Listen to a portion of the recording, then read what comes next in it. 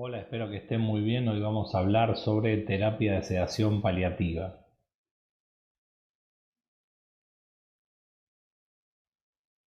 La terapia de sedación paliativa es un tema controversial porque en general es un tratamiento que se administra a pacientes que están cercanos al final de la vida. Ha tenido denominaciones variadas a lo largo del tiempo y en las distintas citas bibliográficas y falta investigación clínica contundente para terminar de revelar algunos aspectos importantes de lo que tiene que ver con esta práctica. En principio vamos a hablar de la definición. Como les decía, hay distintas maneras de denominarla. Vamos a tratar de hablar de terapia de sedación paliativa o simplemente sedación paliativa, que se define como el uso monitoreado de medicación dirigida a disminuir el nivel de conciencia o producir inconsciencia con el objetivo de aliviar la carga de un sufrimiento que es intratable por otros medios y se hace de un modo que es éticamente aceptable para el paciente, la familia y el equipo de salud. Esta otra definición, muy similar pero que amplía en algo los conceptos, dice que es la disminución deliberada del nivel de conciencia del enfermo una vez obtenido el oportuno consentimiento mediante la administración de los fármacos indicados y a las dosis adecuadas, con el objetivo de evitar un sufrimiento insoportable causado por uno o más síntomas refractarios. Entonces, como para tener en cuenta, estamos hablando de pacientes que están gravemente enfermos, que dan su consentimiento y que están padeciendo un sufrimiento que es intolerable, ¿sí? Esta es una estrategia de último recurso mediante la cual se induce un sueño, podríamos decir, más o menos profundo a un paciente que consideramos muriente, es decir, que tiene una expectativa de vida de pocos días o a lo sumo semanas y que presenta uno o más síntomas refractarios. Para esto es muy importante tener en cuenta que no es lo mismo un síntoma de difícil manejo que un síntoma refractario. Un síntoma de difícil manejo va a requerir para su alivio adecuado muchas intervenciones de tipo intensivas con un equipo interdisciplinario, a veces utilizando recursos fuera de lo común o teniendo que crear alguna solución especial para el paciente que tenemos enfrente. En cambio, un síntoma refractario implica otras cuestiones que ahora vamos a ver y es muy importante diferenciar estas dos situaciones. Esta es una de las definiciones clásicas de síntoma refractario, que es aquel que no puede ser adecuadamente controlado a pesar de los intensos esfuerzos para hallar un tratamiento tolerable en un plazo de tiempo que sea razonable y obviamente que no comprometa la conciencia del paciente, si no estaríamos hablando de lo mismo que la sedación paliativa, ¿sí? En este sentido, para que un síntoma se vuelva refractario pueden influir algunos factores que van más allá del síntoma en sí mismo. Por ejemplo, puede haber una adecuación del esfuerzo terapéutico de parte del equipo de salud que considera que un determinado tratamiento para ese síntoma no se puede aplicar. Por ejemplo, un paciente con delirio hiperactivo por uremia que requiriera, supongamos, diálisis. En ese caso, quizá el equipo considera la medida como desproporcionada, entonces hace una adecuación del esfuerzo terapéutico. También puede haber rechazo de algún tratamiento por parte del paciente o de sus subrogantes o las personas que el paciente haya designado, ya sea por directivas anticipadas o no. Entonces, si está rechazando determinado tratamiento para el síntoma, este puede volverse refractario. Y también la ausencia de algún tratamiento disponible para la patología de base, ya sea porque no existe o bien porque no está disponible en la zona donde el paciente tiene que ser asistido. Entonces, estas condiciones, sumadas a la definición, pueden determinar la refractariedad del síntoma. La Asociación Europea de Cuidados Paliativos tiene una propuesta de refractariedad que es en algo diferente y dice así: los síntomas o el sufrimiento existencial se consideran refractarios cuando se carece de métodos capaces de proveer alivio dentro de un periodo de tiempo aceptable y sin efectos adversos inaceptables. O sea que además de incluir el factor tiempo, incluye el factor carga para el paciente, ¿no? Que el paciente considere que no está dispuesto a aceptar tal o cual tratamiento. Como verán, esto difiere bastante de lo que es un síntoma de difícil manejo, ¿sí? En cuidados paliativos lo que se intenta hacer permanentemente es tratar de volver más aceptable o más tolerable la vida de la persona a pesar de la presencia de la enfermedad. Cuando uno está en una situación de salud o cuando la enfermedad no es grave, aquello que es aceptable o inaceptable pueden estar en algún punto influenciado por la condición actual y el temor de lo que pueda pasar en el futuro. Cuando realmente la situación avanza y ante la presencia de la enfermedad, la medicina paliativa va a intentar hacer que aquello que el paciente considera inaceptable para continuar con su vida se vuelva aceptable. Si no se logra, en ese caso, estaríamos ante la necesidad de una terapia de sedación paliativa o ante la alternativa de una sedación paliativa como una posible opción. Clásicamente, este tratamiento ha tenido una justificación desde el punto de vista bioético, que es lo que se llama el principio del doble efecto. En el principio del doble efecto, básicamente, lo que se determina o a lo que hace alusión es que uno puede estar tolerando un efecto negativo de determinada medida siempre y cuando sea secundario a algo primario que uno está buscando, que es de beneficio para el paciente. Es decir, que vamos a iniciar un tratamiento que tiene en principio un efecto bueno, que es el buscado, y hay un efecto negativo o indeseable que nosotros vamos a tolerar o a permitir en búsqueda de ese primer efecto que era nuestro efecto primario. Y para que se cumpla este principio del doble efecto hay 4 requisitos. Básicamente es que la acción que se realiza debe ser buena o neutra. En este caso se está haciendo un tratamiento para aliviar el sufrimiento. La intención del actor debe ser la correcta, es decir, que debe estar buscando el alivio y no, por ejemplo, el acortamiento de la sobrevida de la persona.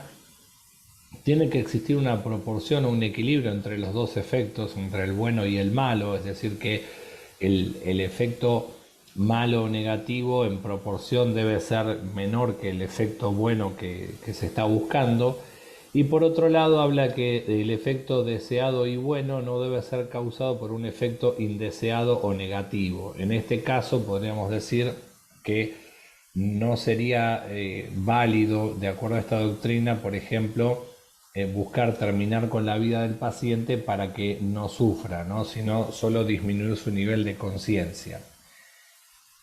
Desde un punto de vista más alejado de la bioética o de los conceptos teóricos, que tiene que ver más con nuestra práctica diaria, la terapia de sedación paliativa tiene una indicación concreta, que es un síntoma refractario en un paciente muriente, la obtención del consentimiento informado del paciente de alguno de los modos que después vamos a ver, un tratamiento que está indicado de acuerdo a las distintas guías y un objetivo terapéutico claro, que es el alivio de un sufrimiento refractario e intolerable a través de la reducción de la conciencia. Es decir que más allá de la justificación bioética es un tratamiento médico igual que cualquier otro. Una cuestión importante a tener en cuenta es que no hay evidencia de acortamiento de la sobrevida cuando la terapia de sedación paliativa está bien indicada. Lo vamos a ver ahora más en detalle, pero sepan que no hay ningún estudio que demuestre que cuando uno aplica terapia de sedación paliativa el paciente viva menos que aquel que no la recibe. Y para poder entender más en profundidad esto, hay que entender que estamos hablando de un tratamiento que no es eutanasia ni se parece a la eutanasia. Y es importante tener muy en claro las diferencias entre uno y otro. En principio, la sedación paliativa tiene como intención aliviar un síntoma refractario, reduciendo el nivel de conciencia de la persona. En cambio, en el caso de la eutanasia, el objetivo es provocar la muerte del paciente para aliviar el sufrimiento. Por otro lado, no siempre los pacientes que reciben eutanasia en los países donde es legal están en una situación de final de vida o en una situación cercana a su fallecimiento. Pueden estar en otra situación de enfermedad crónica. El procedimiento de la terapia de sedación paliativa: se administran fármacos de una manera proporcionada para lograr la respuesta que va a ser la reducción del nivel de conciencia según el estado en que uno quiere que el paciente esté para no sufrir. En cambio, en la eutanasia se administran dosis letales de fármacos que garanticen una muerte rápida e indolora. Y por otro lado, el resultado en la terapia de sedación paliativa: se busca el alivio del sufrimiento y la muerte se va a producir a causa de la propia enfermedad, no por el tratamiento, sí en el contexto del tratamiento. O sea, el paciente generalmente va a fallecer durante la sedación, pero no a causa de esta.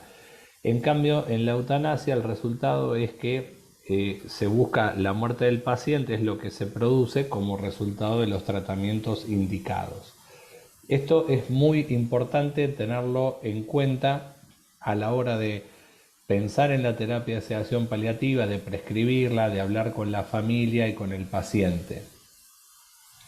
Vamos a ver ahora algunos tipos de terapia de sedación paliativa que nos permiten clasificarla. En principio, una de las clasificaciones es la diferencia entre terapia de sedación paliativa intermitente versus continua.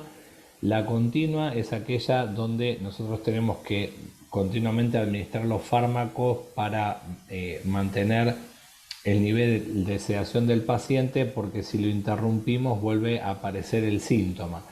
En cambio, la sedación intermitente puede ser aquella donde hay o algún tratamiento que es capaz de resolver de alguna manera el sufrimiento de base del paciente, o se está haciendo una prueba terapéutica, como es en el caso de la sedación de respiro, que se da cuando un paciente presenta sufrimiento existencial como síntoma refractario, que es bastante más difícil de definir.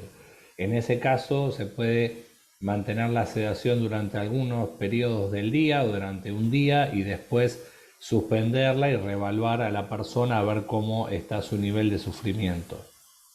Otra clasificación es la sedación profunda versus superficial. En general se intenta mantener el menor nivel de sedación posible que controla el síntoma, inclusive si se puede mantener algún tipo de comunicación con el paciente porque responde sí o no, etcétera, se puede mantener, pero hay pacientes que ante la reducción de las dosis ya manifiestan síntomas y en ese caso es necesario mantener una sedación de tipo más profunda. Entonces eso se va a ir ajustando con las dosis de los fármacos requeridos. Y después está la clasificación entre sedación inmediata versus proporcional. En la enorme mayoría de los casos se puede ir haciendo bolos de medicación hasta que se logra el nivel de sedación que uno quiere en el caso del paciente que están tratando, y después se deja un goteo continuo para mantener ese mismo efecto a largo plazo. Entonces se va buscando una proporcionalidad con dosis crecientes o titulación de dosis. La sedación inmediata es aquella en la que necesitamos lograr rápidamente una sedación del paciente porque está ante una situación catastrófica, como puede ser un sangrado por rotura arterial o convulsiones que son refractarias, etcétera, y en ese caso tenemos que lograr rápidamente la sedación del paciente y después se titulan las dosis de arriba hacia abajo, digamos. Alguna otra clasificación habla también de sedación primaria versus secundaria, donde la sedación primaria sería aquella cuando se administran fármacos para lograr la sedación, y la secundaria sería como un efecto secundario de los fármacos administrados con otro objetivo. Pero bueno, creemos que para esta clase no tiene demasiada relevancia.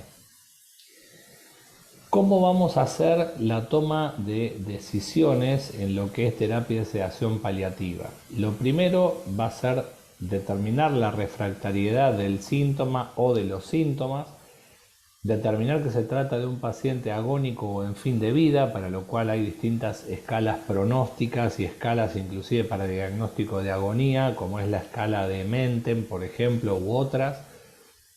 Obtener el consentimiento del paciente, en principio, siempre que sea posible, y son charlas que desde ya son muy profundas y son a veces difíciles de mantener, pero que son muy necesarias. También habrá que hablar con la familia y eventualmente obtener el consentimiento delegado del paciente de alguna manera, pero sepan que siempre que sea posible vamos a intentar obtener el consentimiento del paciente, mantener una comunicación estrecha con el núcleo familiar y con el equipo de salud y establecer los objetivos de la terapéutica y monitorizarlos. En relación a determinar la refractariedad hay varios pasos que son aconsejables. Lo primero es discutirlo con el equipo de salud que esté tratando al paciente y en segundo lugar, si ven que se agotaron las alternativas que ese equipo tenía, consultar con otros especialistas, aunque sea a distancia o de la manera que sea, como para ver que no se estén salteando algunas alternativas terapéuticas o algunos pasos en la toma de decisiones que sean importantes. Se puede revisar la historia clínica, ver los estudios que se realizaron, las terapéuticas que recibió el paciente hasta el momento, si no hay alguna que hayan pasado por alto o alguna alternativa que pueda haber todavía, y si no, lo que ayuda es enumerar todo lo que se hizo para dejar constancia de que se intentó controlar ese síntoma de otra manera y sin embargo el síntoma sigue siendo refractario, ¿sí? Después, si se descartan algunos tratamientos, justamente por esto que mencionamos de que impliquen una gran carga para el paciente o el paciente los rechace, hay que dejarlo asentado también. Y si fuera necesario solicitar algún estudio para descartar alguna causa reversible de ese sufrimiento, también sería válido solicitarlo en ese momento si no alcanza con la revisión de los estudios anteriores. Luego es muy importante registrar en la historia clínica del paciente este proceso de toma de decisiones. Primero, la fundamentación de la refractariedad de los síntomas y la intolerabilidad del sufrimiento del paciente, enumerar las terapéuticas aconsejables y no aconsejables y dejar asentado el consentimiento informado y la manera en que se obtuvo. Esto es muy importante, si fue verbal, escrito, si fue en una sola conversación con el paciente, si se fue haciendo un proceso de información y de consentimiento a lo largo de toda la asistencia del paciente, quiénes están presentes al momento de dar el consentimiento del paciente, etc. El tipo de sedación propuesta, si es profunda, si es superficial, intermitente o continua, etc. Y hacer un registro de los resultados y de la satisfacción con el tratamiento implementado. Por un lado, que el paciente no muestre signos de sufrimiento y por el otro lado, que la familia esté contenida y acompañada. En relación al consentimiento informado para una sedación paliativa, lo más importante es la anticipación. Cuando uno ve la posibilidad de que un paciente vaya a requerir una sedación paliativa cercano al final de la vida, hay que ir hablándolo de antemano e ir exponiendo la situación y las alternativas que va a haber en ese momento. Los pacientes que tienen, por ejemplo, crisis de disnea, que han requerido alguna intervención para mejorar el grado de disnea que han tenido y sintieron sensación de ahogo, por ahí es un buen momento, pasado ese episodio, para conversar y explicarles que si hubiera un episodio similar que no se pudiera revertir o se agravara, tendríamos disponible esta opción terapéutica. A la mayor parte de los colegas, cuando escuchan por primera vez este tipo de intervenciones, les genera como cierto shock el hecho de pensar tener que hablar esto con el paciente, pensando que al paciente le va a hacer mal, pero por el contrario, la gente siente mucho alivio cuando sabe que, llegado el caso de un sufrimiento extremo, vamos a hacer algo para poder aliviarlo y que no lo vamos a dejar sufrir en una situación así. O sea que tienen que tener presente que suelen ser charlas muy aliviadoras y que además, por otro lado, van empezando un proceso de consentimiento con anticipación, que no es en la situación de crisis, cuando el paciente está con el síntoma muy exacerbado y tiene realmente poca capacidad de decidir por la situación clínica en la que se encuentra. Algunos aspectos que uno le puede explicar al paciente es bueno, que se va a hacer una sedación o que se va a hacer una anestesia leve o que se lo va a dormir un poco, o como quieran decírselo, pero que el paciente entienda lo que se va a hacer, que probablemente cuando esté sedado va a perder la capacidad de expresarse, que no va a estar consciente, pero que también no va a percibir más la sintomatología que motivó esa sedación, o sea que vamos a lograr alivio. Y que si bien existe alguna posibilidad de que se acelere la muerte, esto no es seguro ni es un objetivo que nosotros estemos buscando, ¿sí? Esto da mucha tranquilidad en general a los pacientes y también a sus familiares. Dentro de las indicaciones más frecuentes de terapia de sedación paliativa están el delirio hiperactivo y la disnea a la cabeza, o sea, son los síntomas que con mayor frecuencia se vuelven refractarios y requieren algún tipo de sedación.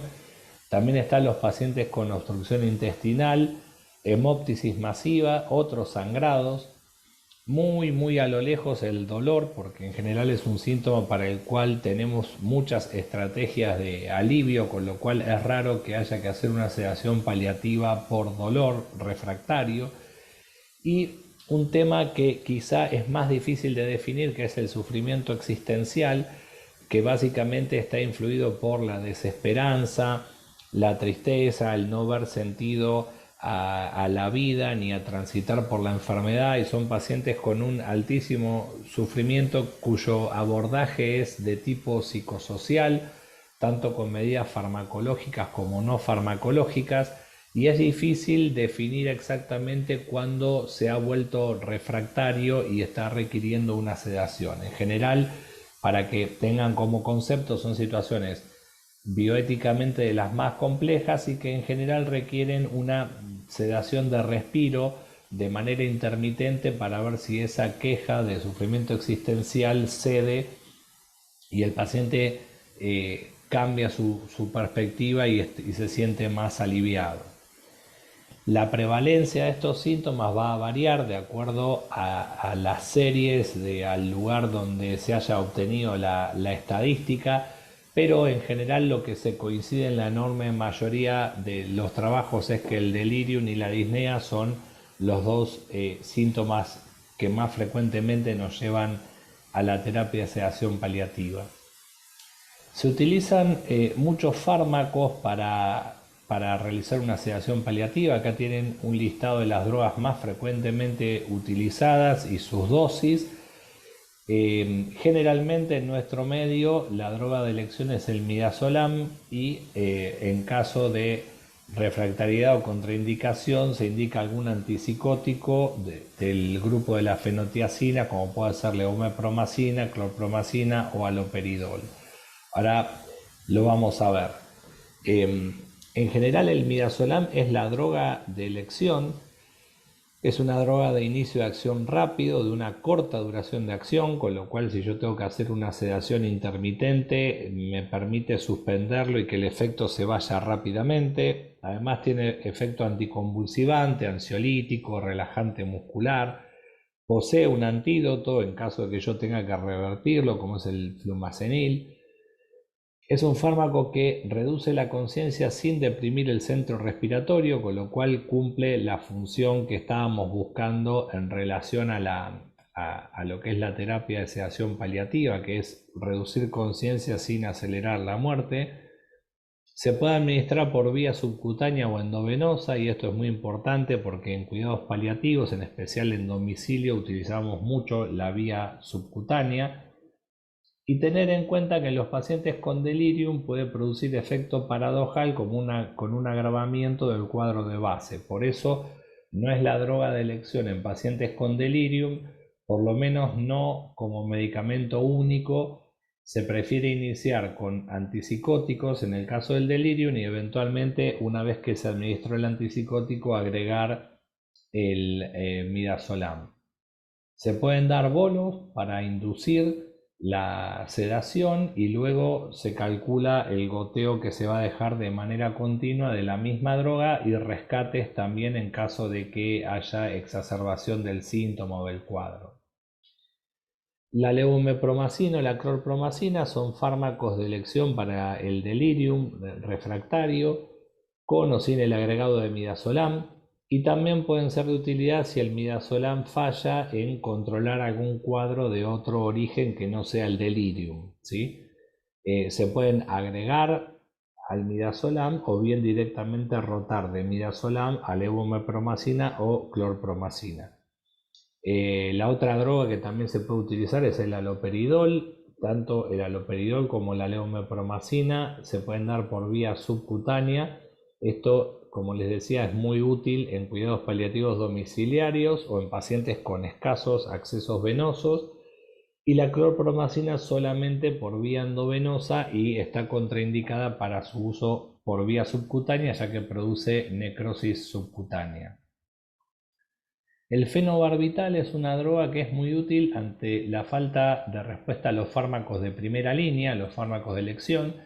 Se puede dar por vía subcutánea también, así que sería como una alternativa para el domicilio. En cambio, el propofol, que es exclusivo por vía endovenosa, en general se utiliza en internación institucional o sanatorial, y también es una droga sedativa muy potente con efecto antiemético, antiprurítico y demás, y puede ser una alternativa ante la refractariedad al midazolam o a los antipsicóticos. Y por último, la desmedetomidina es un fármaco también de uso sanatorial, tiene un costo elevado, se puede dar por vía endovenosa o subcutánea. Ayuda en casos de refractariedad a los otros fármacos y también mejora la potencia analgésica de los opioides. ¿Y por qué en el listado de fármacos para realizar una sedación paliativa no hemos incluido a los opioides? Y este concepto es muy importante. Sepan que los opioides no se utilizan para realizar una terapia de sedación paliativa, no están indicados con ese objetivo. Y vamos a ver por qué. Me resulta a mí muy gráfico mostrar esta tabla realizada por el doctor Frank Ferris, donde él pone los fármacos con su potencial para la sedación, con el riesgo de producir depresión respiratoria y la dosis letal de cada uno.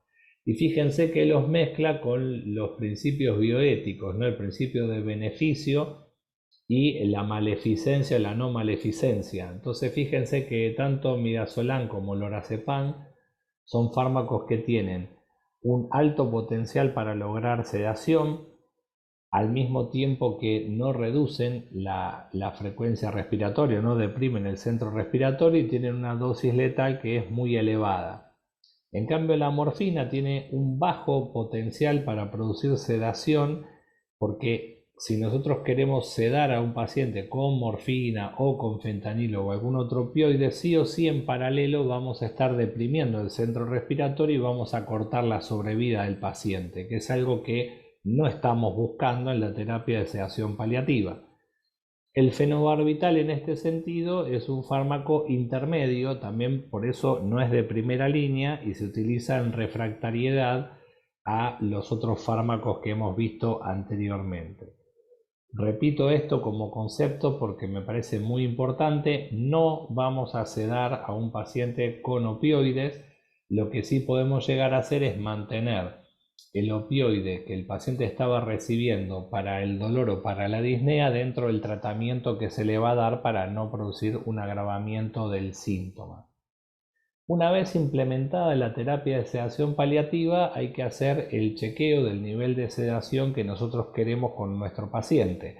Entonces, dos escalas que son de utilidad son, por un lado, la escala de Ramsay y también está la escala RASS, que nos permite deja registrado en la historia clínica el nivel de sedación buscado y el nivel de sedación logrado con nuestro paciente. Bien, como les decía recién, los opioides, si el paciente ya los venía recibiendo como parte del tratamiento de la disnea o del dolor, van a continuar en nuestro tratamiento y a lo sumo, si después de iniciar la sedación vemos que se deprime la función respiratoria, el paciente tiene menos de 10 respiraciones por minuto, vamos a reducir la dosis o de los opioides o del midazolam o de ambos o del fármaco que estén utilizando. Se busca aliviar el sufrimiento refractario del paciente. ¿Y por qué resaltamos esto? Porque muchas veces vemos o familiares que están muy agotados o angustiados y nos piden que hagamos algo, que durmamos al paciente, que lo desconectemos, etcétera, etcétera. Se usan distintos sinónimos y a veces también es el equipo tratante el que está agotado, el que está empatizando mucho con el paciente, sufriendo y piensa que la alternativa para tratar a ese paciente va a ser dormirlo, sedarlo, etc. Este tipo de claudicación emocional del paciente, de la familia o del equipo, perdón, de la familia o del equipo, requiere otro tipo de intervenciones, de contención y de explicaciones, pero no sedar al paciente por pedido o por sugerencia del equipo sin haber obtenido el consentimiento del paciente o cuando el síntoma realmente no sea refractario. En general, en los ámbitos donde hay falta de formación en control de síntomas, se sobreutiliza la terapia de sedación paliativa y a la inversa puede ocurrir que equipos con mucha formación y muchos recursos demoren en el inicio de una sedación paliativa en un paciente que está sufriendo y que realmente lo está necesitando. Hay que aprender a tener un balance adecuado entre estas dos puntas, ¿no? Aclarar siempre que nuestro objetivo va a ser aliviar el sufrimiento y no acortar la sobrevida del paciente. Esto es muy importante explicarlo a la hora de comunicarnos y también dejarlo asentado en la historia clínica de nuestro paciente. Les agradezco mucho la atención y por cualquier duda estoy a su disposición. Muchas gracias.